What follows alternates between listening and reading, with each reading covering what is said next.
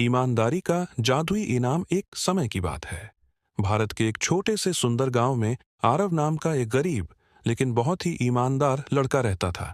उसके पिता किसान थे और माँ घरों में काम करती थीं। घर में पैसों की बहुत कमी थी, लेकिन आरव के संस्कार बहुत अच्छे थे। आरव रोज सुबह जल्दी उठकर स्कूल जाता और शाम को खेतों में अपने पिता की मदद करता।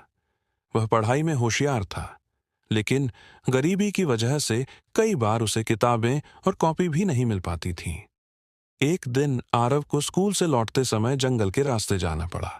रास्ते में उसने देखा कि एक बूढ़े बाबा पेड़ के नीचे बेहोश पड़े हैं। लोग डर के मारे उस रास्ते से निकल जाते थे, लेकिन आरव रुका।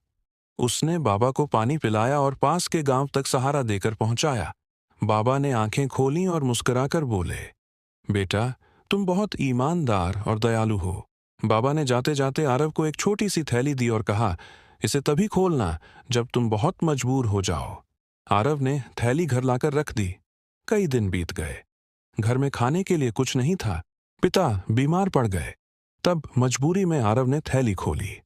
थैली में सोने के सिक्के थे। आरव बहुत खुश हुआ, लेकिन उसने सिक्कों पर कुछ लिखा देखा, जो जरूरत से ज्यादा लेगा वह सब खो देगा। आरव ने उतने ही सिक्के निकाले जितने दवाई और राशन के लिए जरूरी थे। बाकी सिक्के उसने वैसे ही छोड़ दिए।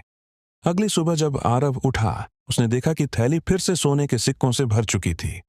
यह देखकर वह समझ गया कि यह थैली उसकी ईमानदारी से खुश है। आरव ने कभी लालच नहीं किया। धीरे धीरे उसके घर की हालत सुधर गई।